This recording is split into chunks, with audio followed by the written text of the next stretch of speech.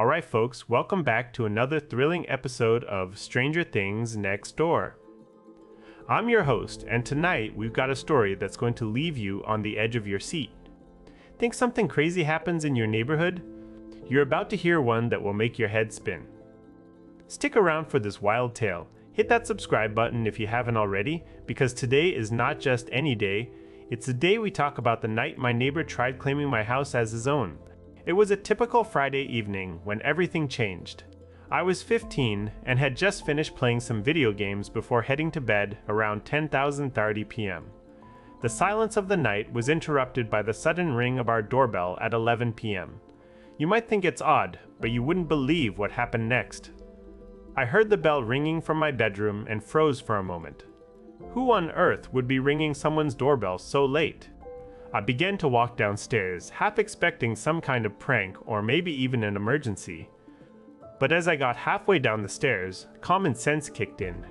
Who the heck rings at 11 p.m., I thought.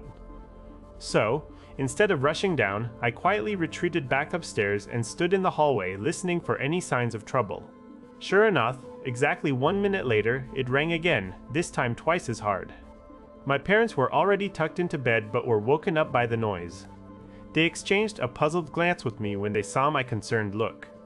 I shrugged helplessly and we all waited, unsure what to expect next. Just then, there was a sudden banging on the door. My mother jumped at the first loud bang while my dad's eyes widened in confusion. He cautiously made his way downstairs to see who it was.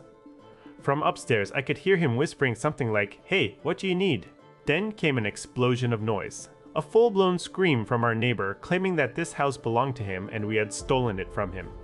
Dad's initial uneasiness quickly turned into annoyance as he shut the door without giving the man a chance to continue. But just as Dad started walking back upstairs, there was another loud bang. This time, not a fist, but the sound of someone slamming their body against our front door. The wood began to splinter. My father froze for a moment before charging down the stairs to try and brace the door with his body. My mother quickly got up to grab the other kids while I dialed 911. Outside, we could hear the neighbors' frenzied charges at the door, each one louder than the last. The splintering of wood grew louder as well. I was still on the phone with the operator when the body slamming stopped for a brief moment. Is it over? But then came the real shocker. The sound of an engine revving up and screeching tires outside our house. Our neighbor had somehow gotten into his Jeep Wrangler and was now driving straight at our front door. The fear in my heart was almost overwhelming as I watched from the window. What on earth is he doing? My mind raced with possibilities, none of them good. I could hear the operator asking me questions on the phone, but all I could think about was how close this lunatic was to causing real damage or worse. Then it happened. The Jeep hit our front steps at full speed, tires squealing as they skidded against the concrete.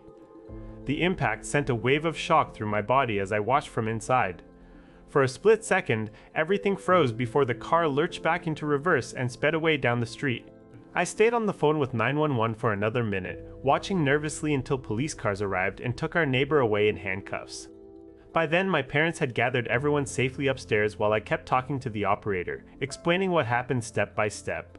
The next morning, as I stepped onto our front steps on my way to school, reality hit me hard when I saw tire marks leading right up to our door. It was a stark reminder of how close we'd come to something truly terrifying. The thought that this could happen again made me feel sick to my stomach.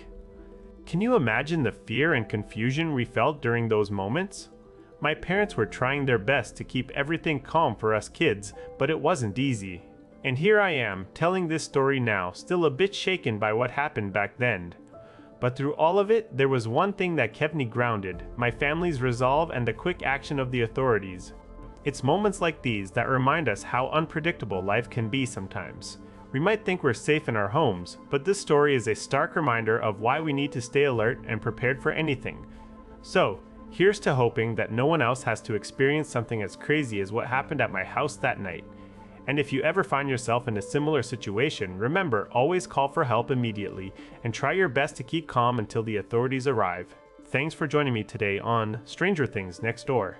Don't forget to hit that subscribe button and stay tuned for more thrilling stories from around the world. That's it for tonight. Until next time, stay safe out there.